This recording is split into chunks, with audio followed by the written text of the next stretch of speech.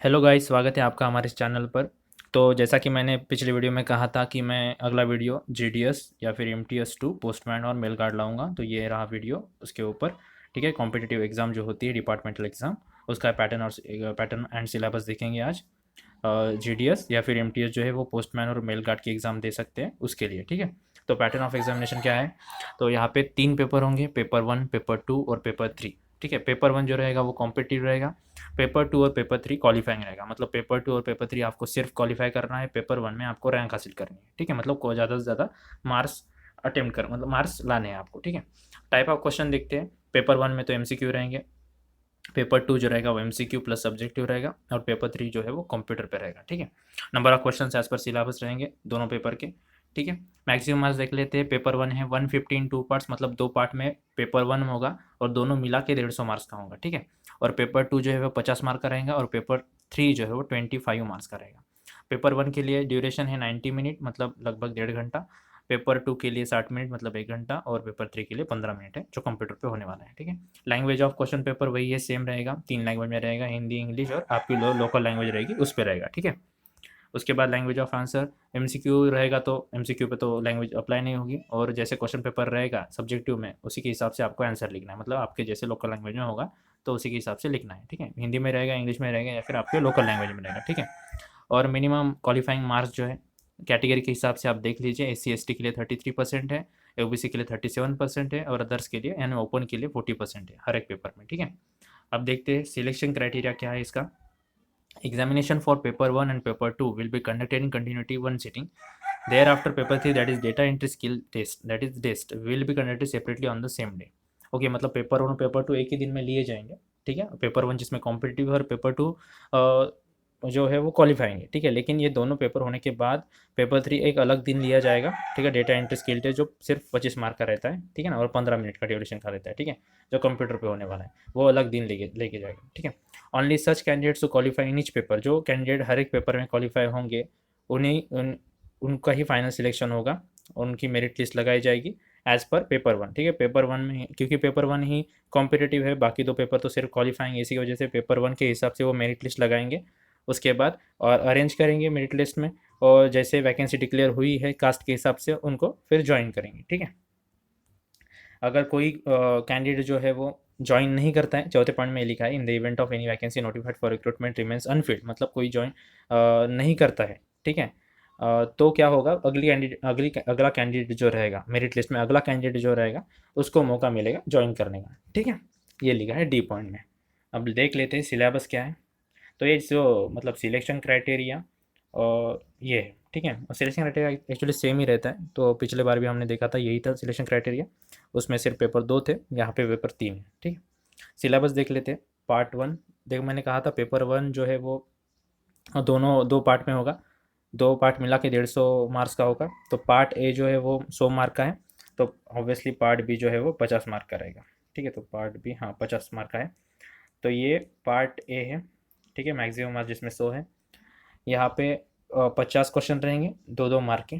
ठीक है, टोटल मिला के 100 होगा। ठीक है, तो सबसे पहले देखते थे 30 क्वेश्चन जो है वो किस पे आने वाले हैं। तो ये आने वाले पोस्ट ऑफिस गाइड पार्ट 1 पे, जिस पे आने वाला organisation of the department, type of post office, business hours, payment of postage, stamp stationery, general rules as to packing, sealing and posting, manner of affixing postage stamps, methods of address, post boxes and post bags, delivery of mails, refusal of article, payment of e-money order, redirection, instruction regarding address change, articles addressed to deceased person, liability to detention to certain mails, facility provided by postman in rural areas, products and services जिसमें mails, banking and remittances, insurance, stamps and business. Reference दिया है India post website, मतलब आपको India post website पे आपको ये सारी जानकारी मिल जाएगी। ठीक है ना, मतलब ये जो सिलेबस में दिख रहा है वो सारी आपको जानकारी मिल जाएगी।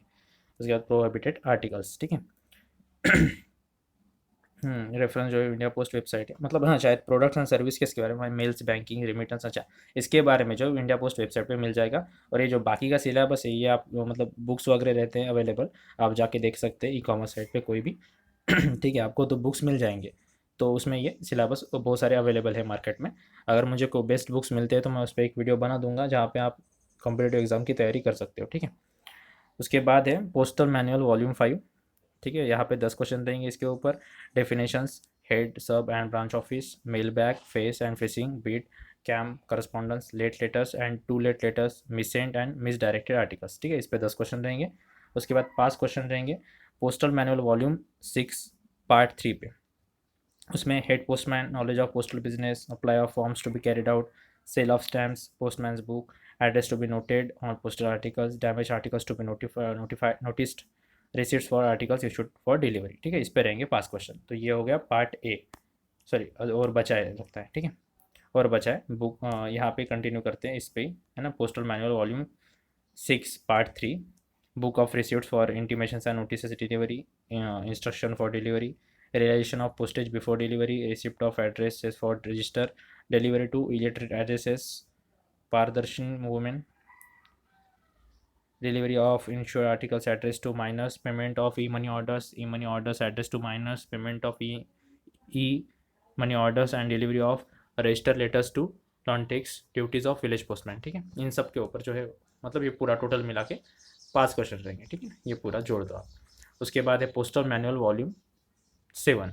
ठीक है, तो उसमें रहेंगे 5 क्वेश्चन। उसमें क्या आता है, stamps and seal, portfolio and nets content, stationery, preparation and daily report, mail abstract, exchange of mails, KHTB, disposal of mails addressed to a section or mail office, closing of transit bags, duties and responsibilities of mail guard or agent, final duties before quitting van or office, A order and B order। ठीक है, तो इसके ऊपर रहेंगे पूरे 5 question. ये हो गया पूरा पार्ट ए। अभी देखते हैं पार्ट बी, जो मैक्सिमम मार्क्स है 50। ठीक है, यहाँ पे 25 क्वेश्चन रहेंगे, 2 मार्क्स हर एक क्वेश्चन के लिए। तो 10 क्वेश्चन पूछे जाएंगे जनरल अवेयरनेस या नॉलेज पे, जहाँ पे 1 से 3 क्वेश्चन पूछेंगे ईच टॉपिक में से, जो आपको दिख रहे हैं, Indian geography, civics, general knowledge, Indian culture and freedom struggle, ethics and moral study. ठीक है, और बेसिक अरिथमेटिक, जो ये जनरल अवेयरनेस और बेसिक अरिथमेटिक सेम ही रहेगा हर, जैसे हमने देखा था GDS टू MTS के लिए, वहाँ पे भी सेम ही था। ठीक है, यहाँ पे भी सेम ही रहता है। तो 10 क्वेश्चन यहाँ से बेरिथ अरिथमेटिक के लिए पूछे जाएंगे। टॉपिक्स टू बी कवर्ड क्या होगा, 1 से 2 क्वेश्चन पूछ जाएंगे नीचे वाले टॉपिक पे, BODMAS, bracket, order, division, multiplication, addition, subtraction, percentage, profit and loss, simple interest, average, time and work, time and distance, unitary method. ठीक है, इस पे पूछे जाएंगे 10 क्वेश्चन, और 5 पूछे जाएंगे reasoning and analytical ability, non verbal. ठीक है, और पिक्टोरियल, ये बढ़ गया है, पिछले बार में ये नहीं था शायद, है ना। ठीक है, इस पे पूछेंगे 5 क्वेश्चन। तो ये हो गया पूरा पेपर 1। अब देखते हैं पेपर 2। ठीक है, पेपर 2 जहाँ पे मैक्सिमम मार्क्स है 50। ठीक है, तो ये क्वालिफाइंग है, यहाँ पे सेम है। Translation of words from English to local language, MCQ रहेगा। 15 question of 1 mark each, 15 question रहेंगे, 1-1 मार्क के। उसके बाद translation of words from local language to English, ये भी MCQ रहेगा, 15 क्वेश्चन रहेंगे, 1-1 मार्क के। उसके बाद letter writing in local language in 40 to 50 words, 1 question रहेगा। 1 क्वेश्चन आपको अटेम्प्ट करना है, 3 क्वेश्चन दिए गए 3 ऑप्शन में से, वो 10 मार्क का रहेगा। उसके बाद पैराग्राफ और short essay in local language of 40 to 50 words, ये भी 3 ऑप्शन दिए गए हैं, उसमें से आपको एक सिलेक्ट करके लिखना है, वो भी 10 मार्क का रहेगा। ठीक है, तो ये हो गया पेपर 2, 60 मिनट्स का, क्वालिफाइंग जो है मैक्सिमम मार्क्स 50। उसके बाद है पेपर 3, जो है कि 15 मिनट का, मैक्सिमम मार्क्स है 25। ये है data entry skill test, that is test भी बोल सकते हैं।